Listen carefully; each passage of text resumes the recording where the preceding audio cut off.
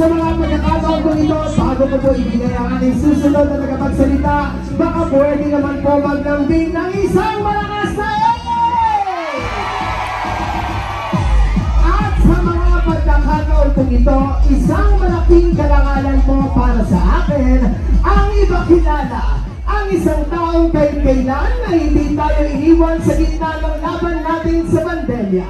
Ang isang taong tunay na nagbigay ng pagmamahal, malasakit at talinga sa ating mga batang Maynila. Ang batang galing sa hirap, nagsumikap. Ang batang Maynila, Yarme Isko Moreno Domagoso!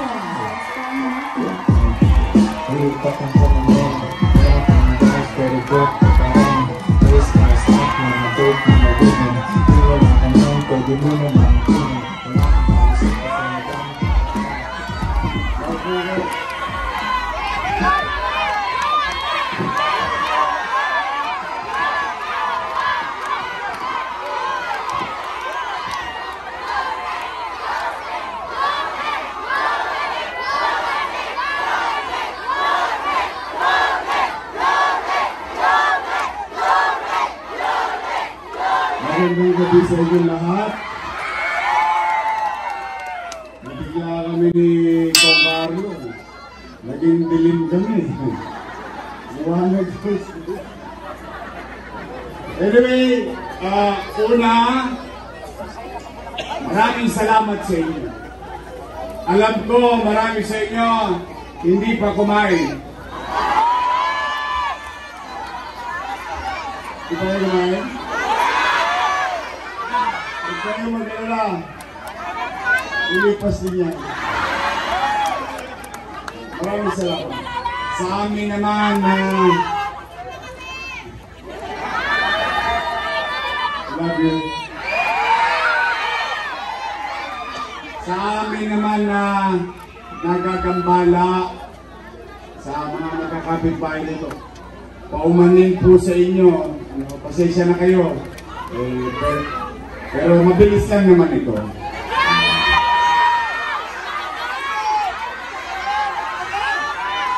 Kayo, mga nandito hanggang doon sa Arpapa. Kasi may nagsabi raw, may usap-usapan sila eh. Hindi raw rin lalabas.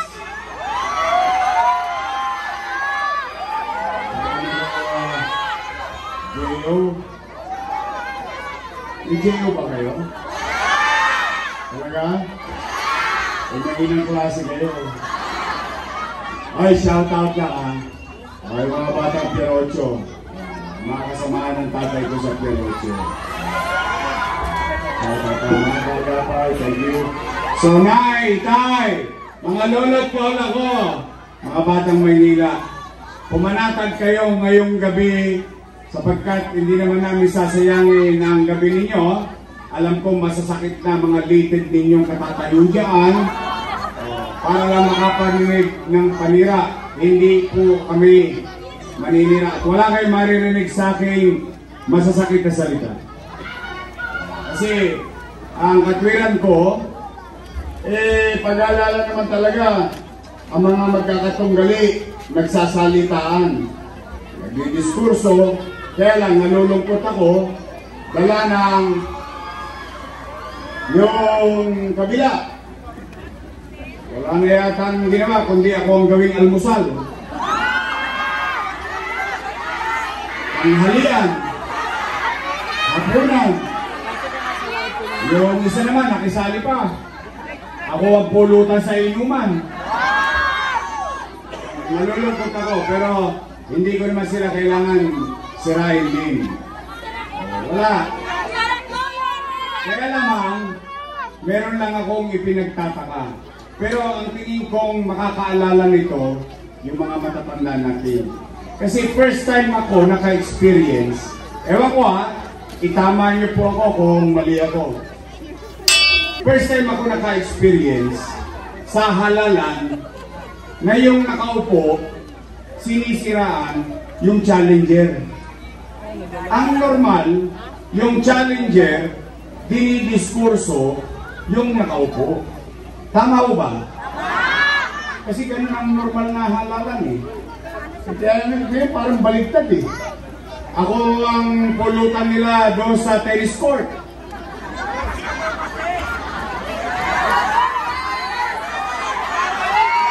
Nadala na ba kayo sa tennis court?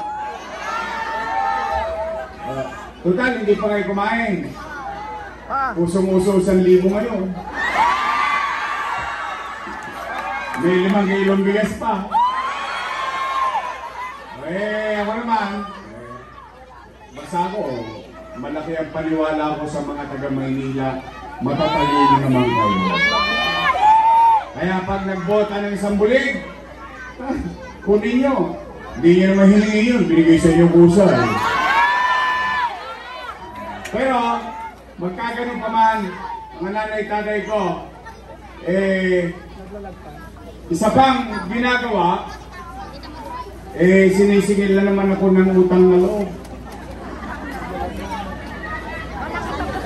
Ako naman, ako magtatapat ng paniwala ko. Hindi ko naman alam kung yun din ang paniwala nyo. Nay, tay, ako bilang isang Pilipino, lumaki, at I think some of you here also na naniniwala na ang utang na loob ay walang katapusang bayaran. Yan ay personal kong paniwala. Hindi naman kailangan maging paniwala nyo. Basta ibig sabihin, pag ikay may pinagkakautangan ng utang na loob, yan pa ka ng yan ba habang nabubuhay ka. Tama ba? Tama! O, tingnan ninyo, sinisingil ako ni ate na ang utang na loob. Hindi ko naman kinubli. Hindi ko naman tinanggi. O ipinagkaila na malaki ang utang na loob ko kay Danny Lacuna. Alam niyo yan. O, tingnan po natin. Kung ako ba'y tumigas ang late ko. Tingnan po ninyo, kayo po ang umusga bilang pagganti ng utang na loob. Sinuklian ko ng pangangalaga, pag-aaruga sa mga anak ni Boss Danny. For 20 years. 20 years. Tingnan po natin at kayo na mamusga later on. Una, Philip Lacuna. Nakaupo. Nakaupo. Pangalawa, Dennis Lacuna. Nakaupo. Nakaupo. Pangatlo, Lay Lacuna. Nakaupo. Nakaupo. Pangapat, asawa ni ate. Una kong tatanggalin sa City Hall pag nakabalik ako. Bakit ko siya tatanggalin? Dahil galit ako? Hindi. Dahil siya nagpahirap sa mga nanay at tatay natin sa online schedule sa health center. Saan naman nakakita? Public health center, kailangan naka-online. Wow! Honey! Nagpapacheck up ka lang, kailangan ka pa naka-on. Kung wala ka cellphone, paalam na. May cellphone ka nga, wala ka naman load. Yun ang ikinasasama ko ng loob. Sapagkat dati right wala namang ganyan. Ang susungit pa. O ilan na? Panglima, si ate. Nakaupo? Ilan sila? Happy? Masaya ako. Deep inside me, masaya ako. Bakit? Yung hindi napagtagumpayan ni Boss Danny, sa tulong natin lahat, napagtagumpayan ng kanyang mga anak. Ngayon, kung sila'y naging mabuti sa kanilang tungkulin sa taong bayan o hindi, ay hindi naman ako para humusga. taong bayan ang mag-host ganyan. Mga batang Maynila, mga nanay tatay ko, maghanap kayo kahit isa lang na dumagoso sa City Hall. Bakit wala? Bilang ganti at pagtanaw ng utang na loob, inuna ko muna yung mga anak ni Boss Danny. Isinantabi ko ang mga anak ko. O ngayon, Yorme, tatanaw ka pa ba ng utang na loob? Ang sagot, opo. Bakit? Ang utang na loob walang katapusang bayaran. Kaya lamang, ang pakiusap ko lang sa kanila, baka naman kung po pwede, sa ibang bagay na lang ako, tumanaw ng utang na loob. Abay, bakit? Eh, may utang na loob din naman ako sa taong bayan. Ngayon, masama naman bang dinggin ko yung panawagan ng taong bayan? Eh, yung taong bayan ang sumisigaw na, bumalik ka na. Bumalik ka na! Bumalik ka na! Bumalik ka na! Bumalik ka na! Huwag yung masyadong lakasan. Baka marinig kayo sa kodi. Hindi kayo mabigyan ng ayuda.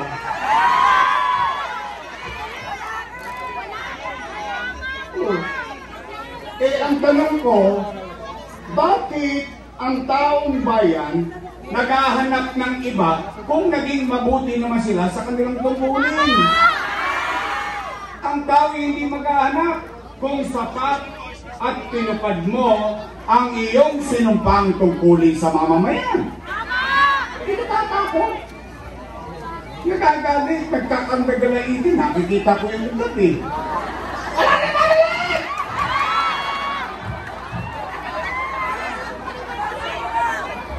Napanood nyo? Napanood ko din eh. Nagulat ako eh. Eh bakit ba natin pinangungunahan na magiging desisyon ng tao? Sa Mayo 12 pa naman ang araw ng pag-uukom. Eh imbis na ang sabihin nila, ano ang ginawa mo sa loob ng 3 taon? At anong plano mo sa amin sa darating na 3 taon pa ng buhay namin? Eh kaso hindi. Ako ang laman ng usapan nila eh. Para ako syotang nakapaghiwalay. Hindi ka mubon. Ang kakaba talaga ng utak ng mga nagabon mo. Oo. Tingnan natin. Eh ano ba sinasabi nila?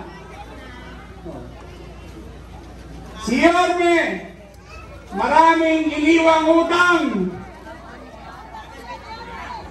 Narinig niyo ba yun? Narinig ko rin eh. Sila ba may sabi nun? Si Bentot din may sabi nun eh. O sige. O Nay, bago ko sagutin, matanong ko lang kayo.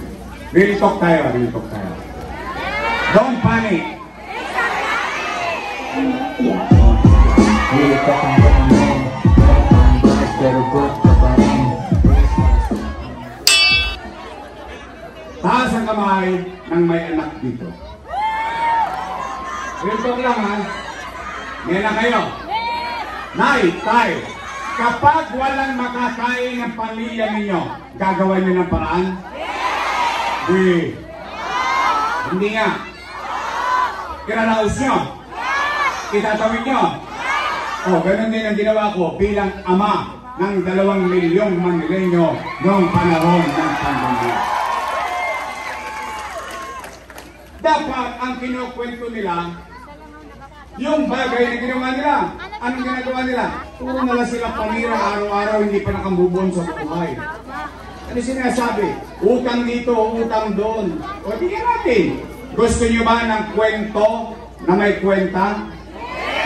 Anong kwento? 9, tay. Kayo, hanggang doon sa kodli. Lahat, kayo ay testigong buhay. Kasi yung ibang testigo ko patay na eh. Wala tayong magagawa. Na-COVID eh. Pero kayong mga nangabuhay dito, hanggang doon sa kodli sa dulo, at least, masasabi ninyo, noong panahon na ako'y mayor ninyo at kasagsagan ng pandemya, masasabi natin lahat, walang nagutom sa lungsod ng Maynila.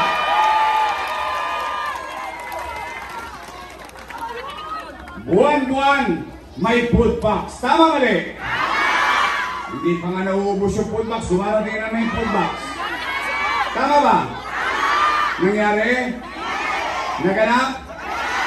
Oh, yun yung kwento. O, lagyan natin ang kwenta. 700,000 families. Mayaman, middle class, mahirap. Families, not household. Ibig sabihin, sa isang bahay, maaaring may 2, 3 pamilya. Bawat pamilya may food box noong pandemya. Tama ba? Natanggap nyo ba? Pagpalagay na lang natin, times mo na lang sa 1,000 pesos ang isang food box na pinamigay ng syudad. 1,000 times 700,000, no magka? Patay na.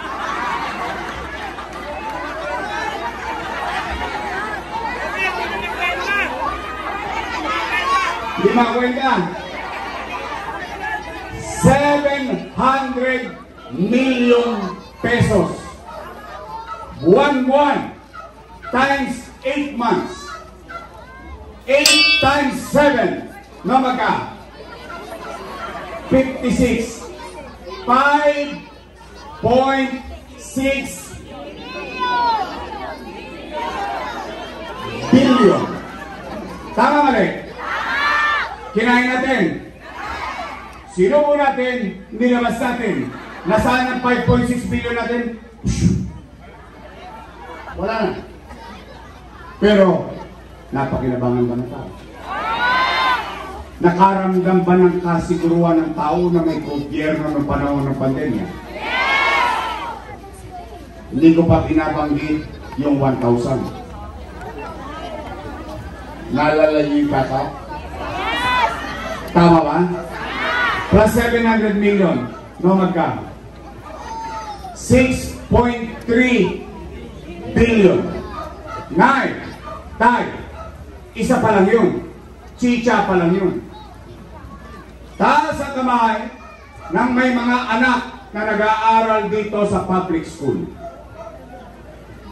Nay, tay, noong pandemya, ano sabi ni Secretary Liling Briones? We will cancel face-to-face classes. Ano sabi? Mag-online tayo. Nag-aalala yung ama, nag-aalala yung ina, mapapabili siya ng tablet. Bakit? Eh wala siyang trabaho eh. Ba't walang trabaho? Wasak ang ekonomiya eh. Walang hanap buhay ang tao. Yung nanay at tatay nag-aalala, pero hindi. Totoo ba na natanggap ninyo 110,000 tablet para sa mag-aaral natin sa public school? Totoo ba? Naramdaman nyo? May internet pa yun. Tama ba? May tablet ka na, may internet ka pa. Sa mga teacher, 10,300 teachers, 11,000 laptop. May laptop na si sir, may laptop na si ma'am, may internet pa si ma'am. Nakatawid tayo sa pag-aaral ng pandemya. Tama ba? No magka 1 billion pesos. Tablet at laptop. 300 million pesos internet connectivity para walang tosgas ang magulang at mga guro sa loob ng Maynila. 1.3 plus 6.3 7.6, dalawa pa lang. Eh yung remdesivir, tocilizumab, molnupiravir, yung AstraZeneca, yung mga bakuna, St. Luke's, premiadong ospital, walang COVID bed capacity, tukod na. Pero ang Maynila, may 300 million na COVID hospital sa Luneta. Nay, tay, tumigil ba ang gobyerno? O, tinatag, Condominium 1, Condominium 2, Binondominium 1, Pasay Community, San Lazaro Residence, San Sebastian Residence, Pedro Hill Residence, In-City Vertical Housing Program. Mga nanay ko, mga tatay ko, ng mga matatanda dito, kayo, marami na kayong karanasan, marami na kayong nakita na experience sa nagdaang mayor. Pero nay, pwede bang pakisabi nyo sa mga batang Maynila, totoo ba itong sinasabi ko? Sa dinami-dami na nagdaang mayor, walang mayor na nakapagpagawa ng pabahay sa lungsod ng Maynila. Pandemya pa yan. Napakinabangan ba ng utaw? Aba, ngayon, yung squatter, nyumanyang ka na. 15 floor, please. 2 bedroom. Tama mali? Baseco Hospital, itinatag. 3 years ago, bago ko umalis, tapos na. 3 years after, sarado pa. Kung may kakilala kayo sa Baseco, ipagtanong nyo kung ako'y nagsisinungaling. 10-story, fully air-conditioned bagong ospital ng Maynila. May MRI machine, may CT scan machine, pero wala pa ako narinig na nakagamit ng MRI machine at CT scan machine. Bakit? Ano yan? Display? By the hundreds of millions, hindi po yan milyon, hundreds of millions ang halaga ng MRI machine at CT scan machine. Nay, tay, Rosario Almario Elementary School, 10-story fully air-conditioned public school. Manila Science High School, Albert Elementary School, Magsaysay High School. Nung umalis ako ng mayor, nasa 5th floor na. 3 years na akong wala, 5th floor pa rin. Tingnan po ninyo sa may UST, along Espanya. O, nay, tay, meron bang kwenta? Billion-billion ba yan? Eh bakit may nagsasalita? Tay, hindi ko ba naawa sa akin? Ang payat-payat ko na kakabayad ng utang. Utang yun yan.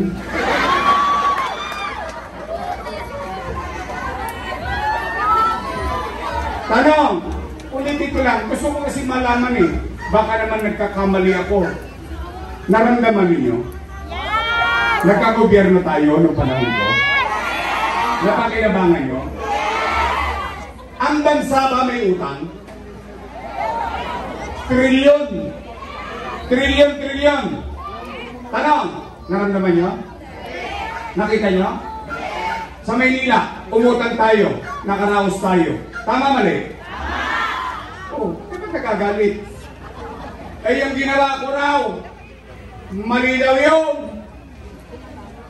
Mali daw yun. Eh, pili mo.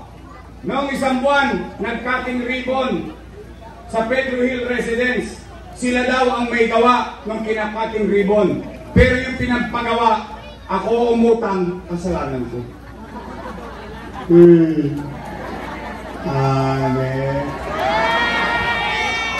Just like mafia. What are you talking about, man? Dance for the book. Nakachongki yata ito mga ito.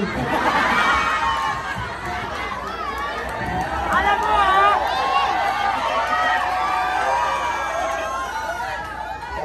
Nay, sabi nila, mali daw. O sige, pagbigyan natin. Total, nagbibigay naman ng 1,000 eh. Sayang din. Pagbigyan natin, kwentuhan lang naman. Sabi nila, mali yung ginawa ko. O kung ako'y mali, at least nandito ako sa lahat ng inaakusahan, ako yung umaamin. Kung ako'y mali, edi mali din sila. Eh kasama ko silang gumawa nun eh.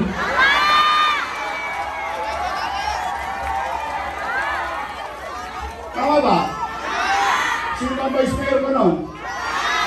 Eh, bakit nyo inaprubahan? Bakit ninyo pinaputuhan? Eh, nung araw, paabot-abot pa ng food box yung manyang-ganyang ka pa. Ngayon, mali. Wow!